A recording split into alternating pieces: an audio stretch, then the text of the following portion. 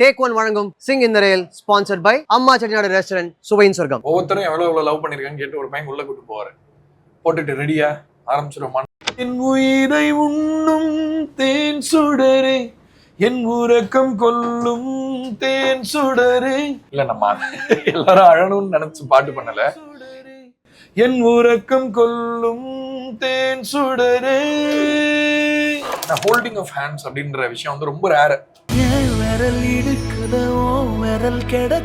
நசுங்கிற அளவுக்கு இருக்கி நான் பிடிக்கணும்னா இருக்கு இல்லையா. உணர்ச்சி அழகா ஸ்மார்ட்டா வார்த்தையா மாத்துறது இருக்குல்ல.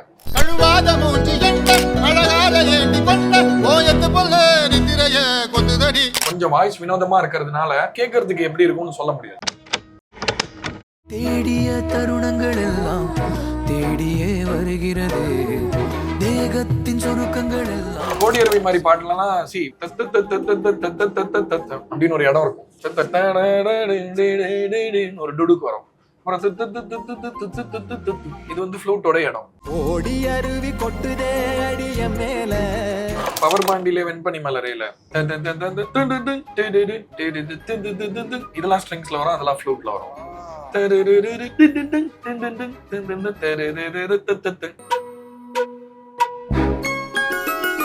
நான் வந்து நேச்சுரலாவே ஒரு விசிலர்.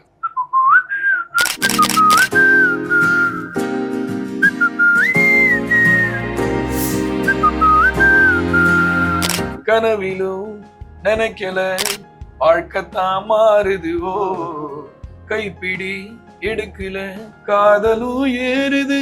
நாங்காலி நாங்காலி மொத்தமா சேர்த்து இப்ப நாங்காலி.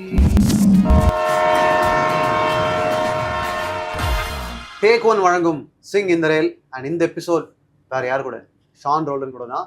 ஒரு ஓப்பன் பப்ளிக் ஸ்பேஸ்ல மியூசிக்கை பத்தி பேசுறதுக்கு ஷான் ரோலனை விட்டா சென்னையில வேற யார் இருக்கா அப்படின்னு தான் நான் கேட்பேன். நிறைய பேர் இருக்காங்க, இந்த மாதிரிலாம் கொத்து விடுறீங்க. பட் சென்னையினுடைய ஸ்ட்ரீட் ரெவல்யூஷன் ஆரம்பிச்சதுக்கு முக்கியமான காரணம் ஷான் ரோலன் அண்ட் ஃப்ரெண்ட்ஸ் தான். அண்ட் இப்போ நம்ம டிராவல் பண்ணிக்கிட்டே பாட போறோம், டிராவல் பண்ணிட்டே மியூசிக் பத்தி பேச போறோம். நம்ம டிராவல் சாங்லேருந்து ஸ்டார்ட் பண்ணலாம். வீசும் காத்தோட தான் ஃப்ரம் பவர் பாண்டி. எங்களுக்காக ஓரிரு வரிகள், அங்கேருந்து டக்குன்னு நான் அப்படியே ஒரு கேள்விக்கு ஷிஃப்ட் ஆயிடுவேன். கண்டிப்பா கண்டிப்பா.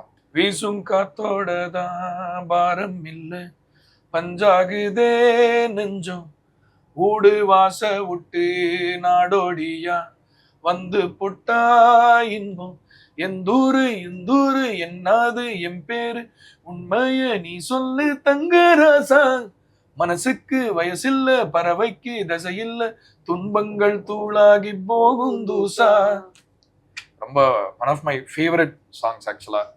நான் வந்து மனசுல in my heart I'm a traveller அப்படிதான் நினைக்கிறேன் லைஃப்ல. ஸோ இந்த பாட்டு பண்ணது ரொம்ப ஸ்பெஷல் அனுபவமா இருந்தது. How to start a song, இவ்வளவுதான் கேள்வி. How to start a song. நான் என்னோட பர்சனலான நான் என்ன நினைக்கிறேன்னு சொல்றேன். ஏன்னா பாட்டை தயாரிக்க முடியும். அதாவது இப்ப லவ் பாட்டு பண்ணலாம் வாங்க, ஏதாவது ஒரு 4 வார்த்தை பிடிங்க, இப்படிலாம் பண்ணலாம் பாட்டு. பட் முடிஞ்ச வரைக்கும் நான் அந்த மாதிரி பாட்டை தயாரிக்க கூடாது அப்படின்றதுல நான் ரொம்ப உறுதியா நம்புறேன். ஏன்னா வந்து அதோட உண்மைத்தன்மை ரொம்ப சாமிங்கா இருக்கும். ஒரு சில ஆர்ட் வந்து நம்மளுக்கு ஒரு காலத்தை தாண்டி கூட நிக்குது இல்ல. பார்த்தேன் களவு போன நிலவன பார்த்தேன், சாஞ்சேன் என் நெஞ்சுக்குள்ள என்ன சொகம் சாஞ்சேன், காத்து சில்லுன்னு வீசுது காதல், இம்பொட்டுதான் சாரல் சங்கதி பாடுது காதல், இம்பொட்டுதான் இடி மின்னல் அடிக்குது, வெளிச்சத்துல பார்த்தேன் களவு போன நிலவன பார்த்தேன், சாஞ்சேன் என் நெஞ்சுக்குள்ள என்ன சொகம் சாஞ்சேன். ஆஹா, சரி, நீங்க வேகமான பாட்டு பாடினாலும் சரி, டீப்பான பாட்டு பாடினாலும் சரி, மேக்கிங் வீடியோலாம் பாக்குறோம், உங்க முகம் மாறவே மாட்டேங்குது. அப்படியா? இப்ப என் முன்னாடி வந்து பாடுறீங்க, எல்லா பாட்டுக்கும் ஒரே மாதிரி தான் இருக்கீங்க, எப்படி அது? இல்ல ஒண்ணு வந்து பழக்கம். அகைன் கம்போசரா இருக்கும்போது நம்ம ரொம்ப கவலைப்பட மாட்டோம். நான் கவலைப்பட்டா கொஞ்சம் ஸ்ட்ரெஸ் தெரியும். கவலைனா எப்படி வரும்ன்றது கவலையா? இல்லைன்னா இப்போ ரொம்ப நல்ல தேட்டையான பாடகர்கள்லாம் என்ன பண்ணுவாங்கன்னா ரொம்ப கரெக்டா பாடிடணுன்ற ஒரு இது இருக்கும். எனக்கு சின்ன வயசுல அது இருந்தது. பாட்டு கத்துக்கும் போது நம்ம பேசியிருக்கோம்ல, பாட்டு கத்துக்கிற டைம்ல அப்படி இருந்தது. ஒரு பாயிண்ட்டுக்கு மேல பாடுறதுங்கிறது it's an expression of your self. இலக்கணத்தை தாண்டின ஒரு நிலையில நம்ம அனுபவத்தை சத்தமா மாத்துற ஒரு விஷயமா மாறுறது. ஆஹா. அதனால எனக்கு இப்போ ஒரு அனுபவம் இருக்கு. இப்ப திருவிழா ஒண்ணு முன்ன இப்ப கரெக்டா பாடினா திருவிழா ஒண்ணு முன்ன காட்சிதான் கொடுக்கிறதே அப்படி பாடணும்னு தோணும். திருத்தமா. எக்ஸாக்ட்லி. இல்ல ஒரு நேர்த்தியா இருக்கணும். நேர்த்தியா இருக்கணும்ன்றதே என்னை பொறுத்த வரைக்கும் அது ஒரு பயஸ் தான். கரெக்ட். எனக்கு கமல் சார் தான் பெஸ்ட் எக்ஸாம்பிள் அதுக்கு. சிங்கரா சொல்றேன் நான். அதாவது என்ன வேணா பண்ணிடுவாரு. அதாவது சரியா ரொம்ப சரியா இல்லாத மாதிரி அந்த கேரக்டர்ல இருக்கணும். அந்த மார்கோல ஆரம்பத்துல அப்படின்னு ஒண்ணு பாடுவாரு. அதுலயுமே ஒரு தெளிவு இருக்கணும், இல்லைன்னா அப்படி பாட முடியாது.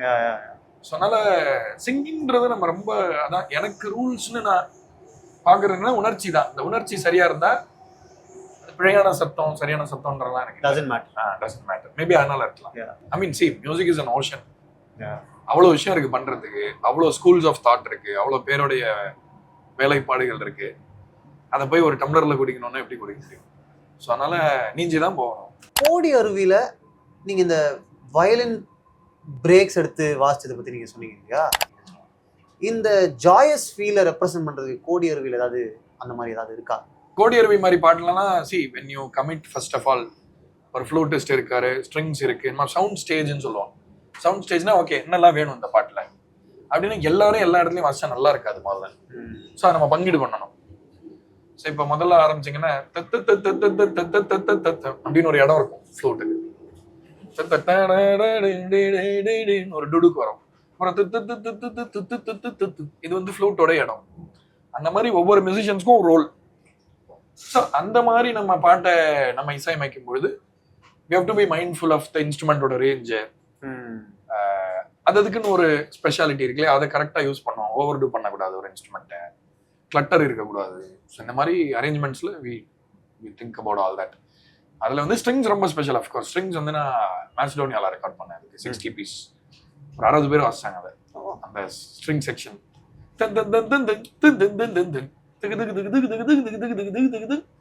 ஸோ இதெல்லாம் ஆப்வியஸ்லி இன்ஸ்பயர்ட் ஃப்ரம் ராஜா சாரோட கிராமர், அவரோட மியூசிக். ஸோ அந்த இலக்கணம் வந்து எனக்கு ரொம்ப பிடிக்கும்.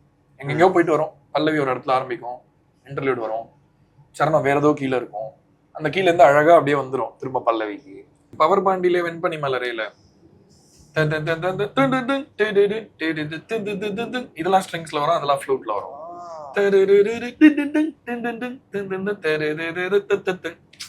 இதெல்லாம் இதுல ஒரு ஜாய் இருக்கு. கரெக்ட். இப்போ இந்த ஸ்பிளிட்டை வந்து நீங்க ஃபர்ஸ்டே எழுதிருவீங்களா, இல்ல ஒரு ஃப்ளூட்டிஸ்ட்டை வந்து இதை ஃபுல்லா வாசிச்சிருங்க, ஒரு ஸ்ட்ரிங்ஸ் வந்து ஃபுல்லா வாசி? இல்ல it has to be written. முன்னாடியே பிளான் பண்ணணும். ஸோ இப்போ நம்மளுக்கு ஒரு ஐடியா வருது, வந்துருச்சுன்னா முதல்ல ஃபர்ஸ்ட் ஆஃப் ஆல் அது மியூசிக்கா கரெக்டா நம்ம எழுதிடணும். ஃபர்ஸ்ட் அதோடைய அந்தந்த பார்ட், ஒரு 4 பார்ட் இருக்குன்னா 4 பார்ட் என்ன, வாய்ஸிங் எல்லாம் சரியா இருக்கா பண்ணிட்டு அதுக்கப்புறம் ஸ்ப்ளிட் பண்ணலாமே. அது மட்டும் ஸ்ட்ரிங்ஸ் வாசிக்கிட்டோம், வேற எதுலையா போடலாம். அந்த மாதிரி நாகாலிலுமே வரும். நாகாலிலுமே அந்த மாதிரி ஸ்பிளிட்ஸ் எல்லாம் இருக்கு.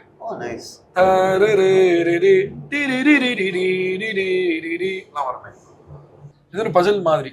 ஸோ இந்த மாதிரி பாடல்களும் எனக்கு ரொம்ப பிடிக்கும். ஆனால் டைரக்டர்ஸும் தே மேட்டர். ஆனால் இப்போ விநாயக் வந்து ஒரு செம்ம மியூசிக் ஃபேன். பிரபுராம் வியாஸ் வரும்போது, விநாயக்லாம் வரும்போது எனக்கு அப்படி இருந்தது, ஆஹா நல்லா இருக்கு அப்படின்னு. ஏன்னா ஒரு நல்ல ரசிகன் டைரக்டரா வரும்பொழுது, ஒரு நல்ல தரமான இசை ரசனை இருக்கிறவங்களோட நீங்க ஒர்க் பண்றது அப்படின்னா தீனி போடுற மாதிரி ஆயிடும். பால்கனி காத்துல வாசந்தான் கூடுது, ஓ மோகனே லைஃப்ல நைட்டிங்கேல் பாடுது, கனவிலும் நினைக்கல வாழ்க்கைத்தான் மாறுது, ஓ கைப்பிடி எடுக்கல காதலும் ஏறுது, நாங்காலி மொத்தமா சேர்த்து இப்ப நாங்காலி. இந்த பாட்டு ஓகே, நாங்காலி பிடிச்சாச்சு, சிம்பிளா இருக்கணும், கனெக்ட் பண்ணணும், எல்லாமே சார்ட்டட். ஆனா ஒரு விசிலோட ஆரம்பிக்கணும். இந்த மாதிரியான மியூசிக்கல் ட்ரீட்மெண்ட் இருக்கணும்னு நீங்க எப்படி டிசைட் பண்றீங்க? சரி, நான் வந்து நேச்சுரலாவே ஒரு whistler. Like when I'm in a happy mood I whistle. எனக்கு என்னன்னா சம்டைம்ஸ் வீட்டில் ரொம்ப பெருசா எதுவும் சமைக்க மாட்டோம். பட் ஒரு நாள் ஃப்ரீயா இருக்கும், சரி யாராவது 4 பேரை கூப்பிடலாம், சும்மா நம்ம ஏதாவது சமைக்கலாமே அப்படின்னு சொன்னா நான் விசில் அடிச்சுட்டே சமைப்பேன். So whistle is often associated with that personal side of you where you don't feel ambitious, you don't need to prove life's worth to anybody, you're just happy அப்படின்னா விசில் வந்து கண்டிப்பா அது ஒரு ஸ்பெஷலான ஒரு ஃபீல். ஸோ அதனால சரி ஏதோ நான் ஆக்சுவலாக இந்த பாட்டு வாசிக்கும் போது நான் அங்கே நீ வாசிச்சுட்டு இருந்தேன், விநாயக் உட்காந்துட்டு இருந்தாப்புல, இன்னொரு வாட்டி பாடுங்கன்னு சொன்னாரு. ஓகே இதை யூஸ் பண்ணலாமா அப்படின்னு, ஓகே அப்படிதான் வந்தது. So it was a very natural approach தான். இந்த மீன் நீங்க பாத்துருக்கீங்களா? It's enough to make a grown man cry. Okay பார்த்தது இல்ல. உங்களுடைய கம்போசிஷனும் ஷான் ரோல்னுடைய வாய்ஸும் it's enough to make a grown man cry. நிறைய பேர் அழ வைக்கிறீங்களாமே? இல்ல நம்ம எல்லாரும் அழணும்னு நினைச்சு பாட்டு பண்ணல. அழறோம் அப்படின்னா நம்ம வந்து அது பெண்கள் தான் அழணும், ஆண்கள் அழக்கூடாது அப்படிலாம் இல்லை. கரெக்ட். ஸோ மனிதனா பிறந்துட்டா எல்லாருமே வந்து ஏதாவது கத்துப்போம்ல லைஃப்ல, வாழ்க்கையுடைய அது எந்த லைஃபா இருந்தாலும் சரி, புத்தரா தான் பிறக்கணும்ன்றது இல்லை. நிறைய வருஷம் வாழ்ந்ததுக்கப்புறம் உங்களுக்கு என்னடா இது வாழ்க்கைன்னு. ஸோ அந்த மாதிரி நேரத்துல ஒரு சில கேள்விகள் பிறக்கும் போது இந்த அழகன்றது கண்டிப்பா வரும். ஸோ நல்ல விஷயமா பாக்குறேன். அதாவது ஒரு சோகன்றதை விட நெகிழ்ச்சியை தான் வந்து நான் ரொம்ப முக்கியமான ஒரு குவாலிட்டியா பாக்குறேன் ஆர்ட்ல. ஏன்னா வந்து இப்ப அழறது வந்து வீக்னஸ்னு பாக்குறாங்க நிறைய பேர். ஆனா வந்து உங்க ப்ரொஃபவுண்டான மொமெண்ட்ஸ்ல லைஃப்ல நீங்க ரொம்ப ஒரு ப்ரொஃபவுண்டான சில நேரத்துல அழணும் தான் தோணுது. அதாவது எவ்ரிடே மண்டேன் லைஃப் வேற, பட் உங்களுக்கு ஒரு முக்கியமான மொமெண்ட் இருக்கு, உங்களுக்கு பெரிய ரெகக்னிஷன் கிடைக்கும் போதோ, ஆர் உங்களுக்கு ரொம்ப வாழ்க்கை ஃபுல்லா உங்க கூட இருந்தவங்க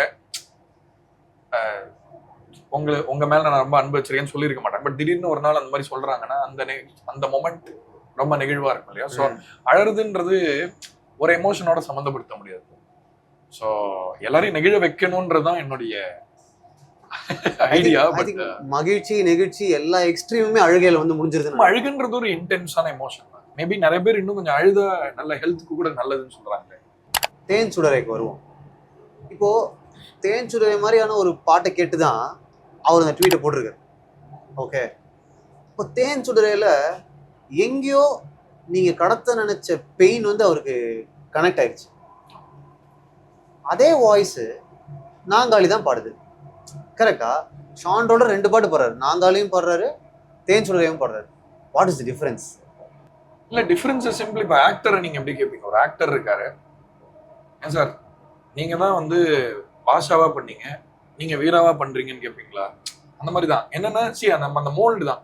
ஒரு படம் பண்ணும்பொழுது ஸ்பெஷலி பிரபுராம் வியாஸ் மாதிரி ஒரு டைரக்டர், விநாயக் மாதிரி டைரக்டர்ஸ்லாம் for first film imagine the conviction they have. இப்போ என் படத்துல மியூசிக் இப்படி வரணும், நீங்க இப்படி இந்த மாதிரி பண்ணுங்க அப்படின்னு அவங்க ஒரு இடம் கொடுக்குறாங்கல்ல, அது வந்து ரொம்ப பெரிய பெரிய விஷயம் நான் நினைக்கிறேன்.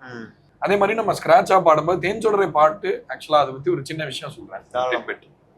அதுல வந்து அந்த வயலின் பெட் வரும், என் உயிரை உண்ணும் தேன் சுடரை வரும்போது தக தக தக தக தக தக தக தக தக தக தக தக தக. அது என்ன ஆக்சுவலா விஷயம்னா அதை ஒரே நேரத்தில் ரெக்கார்ட் பண்ணல.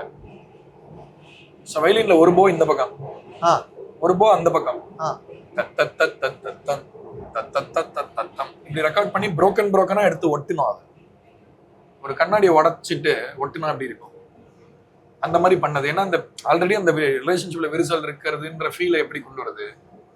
ஜாய்ஃபுல்லா இருக்க முடியாது, ஆல்ரெடி ஏற்கனவே இருக்கிற டெக்னிக். ஸோ நம்ம ஏன் கொலாஜ் மாதிரி பண்ணக்கூடாது, வேணும்னே நம்ம அந்த மாதிரி ரெக்கார்ட் பண்ணிட்டு ஒட்டிடுவோம் அப்படின்னு சொல்லிட்டு, அதாவது யூஸ்வலா அந்த தக்க தக்க தக்க தக்க தக்க தக்க வந்து 2 பக்கமும் போ போடணும். ஸோ அந்த 2 போயிங்கையும் தனியா ரெக்கார்ட் பண்ணி ஒட்டணும். அது வந்து செயற்கையா இருக்கும், ஆனா இயற்கையா வாசிச்ச மாதிரி ஃபீலும் இருக்கும். ஸோ அது வந்து அது ரொம்ப எக்ஸைட்டிங்கா இருந்தது அந்த பாட்டுல. அந்த மாதிரி அரேஞ்ச் பண்ணணும். ஒன்று சொல்லுங்க, இப்போ மியூசிக் தெரியாதவங்களுக்கு, என்ன மாதிரி ஆட்களுக்கு, வயலின் தெரியாதவங்களுக்கு இந்த டிஃபரன்ஸ் ரொம்ப எவிடென்ட்டா தெரியாம கூட போலாம். அவங்க சைக்கிக்கு அது புரியும். அதாவது நீங்க இப்ப ஒரு ட்ரெயின்ல போறீங்கன்னா நீங்க எதையோ கவனிச்சுட்டு இருக்கீங்க, உங்க கண் இங்க தான் பார்க்கும், ஆனா நீங்க ஏதோ ஒரு அப்சர்வேஷன்ல இருப்பீங்க. ட்ரெயின் மூவ் ஆகுது, ட்ரெயினோட மூவ்மெண்ட்டை ஃபீல் பண்றீங்க, உங்க சைக்காலஜி எல்லாத்தையும் பார்த்துட்டு இருக்கு. உங்க கான்சியஸ் மைண்டுக்கு அது புரியாம இருக்கலாம். ஸோ அந்த உயிரை உண்ணும் தேன் சுடரேன்னு வரும்பொழுது வயலின் உடஞ்சிருக்குன்றது எங்கேயோ அந்த சைக்காலஜியோட கனெக்ட் ஆகிறதுக்கு நம்ம ஹோப் பண்றோம். அதான் ட்ரை பண்றோம். அதுதான் நம்ம ட்ரை பண்ணோம். ஸோ நம்ம முயற்சி ஏதோ ஒரு விதத்துல ஒரு டிஸ்கம்ஃபர்டிங்லி ஜாய்ஃபுல்லா இருக்குல்ல அந்த பாட்டு. ஏதோ ஒரு சந்தோஷமா, சோகமா, ஹார்ட் பிரேக்கா, இல்லையா, பிடிக்குது, ஆனா ஒரு மாதிரி அன்கம்ஃபர்டபுளா ஆக்குது. அந்த ஒரு ஃபீலை எப்படி எடுத்துட்டு வரதுன்றதுக்கு இந்த மாதிரி ஒரு விஷயத்தை கையாண்டோம் ஆக்சுவலா. ஓ நைஸ். ஸோ இதை நான் எங்கேயுமே ஷேர் பண்ணதில்லை, இப்போதான் ஃபர்ஸ்ட் டைம் சொல்றேன். ஒரு இன்ஸ்டா ரீல் இருக்கும். ஒரு பையன் ராத்திரி 2 மணிக்கு காரிடார் லைட்லாம் ஆஃப் ஆயிருக்கும். ராத்திரி 2 மணிக்கு ஹாஸ்டல்ல அவன் ஃப்ரெண்டோட ரூமை திறப்பான். ஓகே. தேன் சொல்ல ஓடிட்டு இருக்கும், டப்புன்னு சாத்திட்டு வந்துடும்.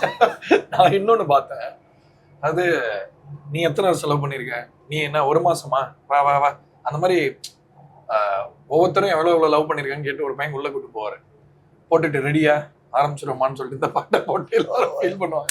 காற்றில் இலையை போல பிடியை தேடி தவிக்கிறேன், ஒரு நொடி சாரலானாய் மறுநொடி காணலானாய், எனக்கு பிடித்த உன்னை எங்கு நீ தொலைத்தாய், உனக்கு பிடித்த என்னை ஏன் கலங்க வைத்தாய், என் உயிரை உண்ணும் தேன் சுடரே, என் உறக்கம் கொல்லும் தேன் சுடரே, என் உயிரை உண்ணும் தேன் சுடரே, என் உறக்கம் கொல்லும் தேன் சுடரே. லவர்ன்ற படமே காதல்ல நம்ம பார்க்காத ஒரு அக்லி சைடு இருக்கு. கரெக்ட். Especially breakup. அதாவது வந்து இத்தனை நாள் நம்ம இருந்தோமே இதெல்லாம் பொய்யா அப்படின்ற ஒரு இது ஃபீல் இருக்குல்ல, அது வந்து யாரா இருந்தாலும் கஷ்டம். தி அதர் திங் இஸ், இப்ப சமகால வாழ்க்கைக்கு சம்மந்தம் இல்லாத உணர்ச்சிகளை எப்படி ப்ராசஸ் பண்ண முடியும்? ஏன் சொல்றதுக்கு அப்படி ஒரு சம்மந்தம் இருக்கு.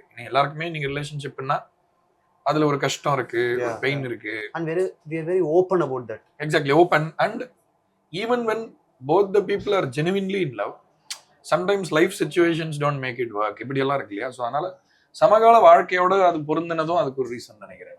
கண்ணான கண்ணையை பத்தி நீங்க நிறைய இடங்கள்ல பேசிட்டீங்க, ஆனா பேச பேச தீராத ஒரு பாட்டா அது இருக்கு. அது ஏன் நீங்க நினைக்கிறீங்க? இல்ல, சி ஃபர்ஸ்ட் ஆஃப் ஆல் வந்து நல்ல வார்த்தைகள், லவ்வை வந்து அப்படியே டீப்பா அந்த நசுங்கிற அளவுக்கு இருக்கி நான் பிடிக்கணும்லாம் இருக்கு இல்லையா? அதேதான் கைப்பிடி இடுக்கல காதலம் ஏறுது. ஹோல்டிங் ஆஃப் ஹேண்ட்ஸ் அப்படின்ற விஷயம் வந்து ரொம்ப ரேர் தமிழ்ல. கையை பிடிச்சிக்கிறது அப்படின்னு இருக்கு இல்லையா? அது வந்து என்னன்னா நம்ம துணைக்கான ஒரு சிம்பிளா பாக்குறோம். ஆனா when you're in love, when you really want to crush somebody's hand, right? அந்த மாதிரி ஒரு லவ். ஸோ அதான் சொல்றேன், அகைன் உணர்ச்சியோட சக்சஸ் தான். ஒரு உணர்ச்சியை அழகா ஸ்மார்ட்டா வார்த்தையா மாத்துறது இருக்குல்ல. எனக்கு இவர் விக்னேஷ் சிவனோட லிரிக்ஸ் ரொம்ப பிடிக்கும், பயங்கரமா பிடிப்பாரு. என்னன்னா ஒரு ஃபீலிங்கை அப்படியே ஒரு வேர்ட்ஸா மாத்துறது வந்து ரொம்ப ரொம்ப சூப்பரா பண்ணுவாரு. ஸோ அந்த வார்த்தைகள், அந்த பாட்டோடைய அரேஞ்ச்மெண்ட்ஸ், லில்ட்டிங்கான அந்த tune, of course voice was a good fit அந்த பாட்டுக்கு. எனக்கு சூட்டபிளான பாட்டா இருந்தது. பொதுவாக நான் பாட போகும்போதே சொல்லுவேன், இந்த மாதிரி எனக்கு கொஞ்சம் வாய்ஸ் வினோதமா இருக்கிறதுனால சம்டைம்ஸ் அவங்க நினைச்சு பண்ணதெல்லாம் வந்து நம்ம வாய்ஸ்ல பாட முடியும், பட் கேட்கறதுக்கு எப்படி இருக்கும்னு சொல்ல முடியாது. இன்னும் நம்மளது ஒரு கன்வென்ஷனல் வாய்ஸ் கிடையாது அப்படின்றனால. பட் கண்ணான கண்ணை பாடின உடனே ஐ தாட், ஓகே நம்ம குரல்ல நல்லா இருக்கு இந்த பாட்டு அப்படின்னு. Everything about that song was right. Nice. It's a good feeling. So நீங்க வந்து வினோதமான குரல் செட் ஆகுமான்னு தெரியலன்னு சொல்றீங்கல்ல. கோர்ஸ் அந்த பாட்டு இது வரைக்கும் நான் மற்றவங்களை பற்றிலாம் சொன்னேன், மற்றவங்களுக்கு உங்கள் படங்கள் என்ன பிடிச்சது, என்ன ட்வீட் பண்ணாங்கலாம் சொன்னேன். இந்த பாட்டு கேட்டு நான் எழுதியிருக்கேன். ஓகே, இந்த பாட்டு கேட்டு நான் எழுதியிருக்கேன். ஆக்சுவலாக நிறைய இந்த பாட்டு நம்ம வெளிநாட்டுலலாம் ஷோ பண்ணும்போது கூட நிறைய பேர் இந்த பாட்டை மென்ஷன் பண்ணி சொல்லுவாங்க, இந்த பாட்டு எனக்கு இப்படி பண்ணிச்சு அப்படி பண்ணிச்சு. And also as it turns out நிறைய பேர் ஒன்னா சேர்ந்து வாழ்க்கையில பார்ட்னர்ஸா பயணிக்கிறதுக்கு ஒரு முக்கியமான பாட்டா இது இருந்திருக்கு இல்ல? சொல்றேன், அந்த மாதிரி நல்ல விஷயத்துல போய் முடிஞ்சா நல்லது தானே. Definitely definitely. ஸோ அதனால லவ்லி. ஸோ இந்த கான்வர்சேஷனோட எண்ட்ல எங்களுக்காக கண்ணான கண்ணே கண்டிப்பா. ஒரு கணம் ஒரு போதும் பிரிய கூடாதே, என் உயிரே நீ அழுக கூடாதே, நீ கண்ட கனவெதுமே கலைய கூடாதே, நான் இருக்கும் நாள் வரைக்கும் நீ அழுக கூடாதே, கிடைச்சதை இழக்கிறதும் வேற ஒண்ணு கிடைக்கிறதும் அதுக்கு பழகிறதும் நியாயந்தானடி, கொடுத்ததை எடுக்கிறதும் வேற ஒண்ணு கொடுக்கிறதும் நடந்ததை மறக்கிறதும் வழக்கந்தானடி, கண்ணான கண்ணே நீ கலங்காதடி, என் உயிரோட ஆதாரோ நீதானடி, கண்ணான கண்ணே நீ கலங்காதடி, யார் போனா என்ன நான் இருப்பேனடி, ஒரு கணம் ஒரு போதும் பிரியக்கூடாது, என் உயிரே நீ அழுக கூடாதே. Thank you so much. Thank you so much. So take one வழங்கும் சிங் இன் த ரயில் ரொம்ப ஸ்பெஷலாக இருந்துச்சு எனக்கு. தேங்க்யூ. Thank you so much. எனக்கும் ரொம்ப நன்றி. அண்ட் இந்த மாதிரி ஒரு இனிஷியேட்டிவை நான் வந்து ரொம்ப பாராட்டுறேன். ஏன்னா அந்த இன்டர்வியூனா பொதுவாக எங்கேயோ ஒரு ஸ்டுடியோவில் உட்காந்துக்கிட்டு சீரியஸாக பண்ணணுன்ற அந்த இதை மாற்றி, என்னன்னா I think our city is also like waking up new culture. Chennai வந்து ஒரு மாதிரி ஒரு ரீடெஃபினிஷன் ஜோன்ல இருக்கு. நிறைய வேட்கைகள், நிறைய கனவுகள், அதோட சேர்ந்து நம்ம இசையும் துணையா இருக்கட்டும். ஸோ என்ன அழைச்சதுக்கு டேக் ஒன் நிறுவனத்திற்கு ரொம்ப ரொம்ப நன்றி. நான் ரொம்ப என்ஜாய் பண்ணேன். Thank you so much. நிறைய அனுபவங்களை, நிறைய சந்தோஷத்தை, நிறைய உணர்ச்சிகளை நீங்கள் தொடர்ந்து எங்களுக்கு இசையாக கொடுத்துட்டே இருக்கணும். Thank you so much. ரொம்ப நன்றி Mahadevan. Really enjoy my self. Thank you. Take one வழங்கும் சிங் இன் த ரயில் ஸ்பான்சர்ட் பை அம்மா செட்டிநாடு ரெஸ்டாரண்ட், சுவையின் சொர்க்கம்.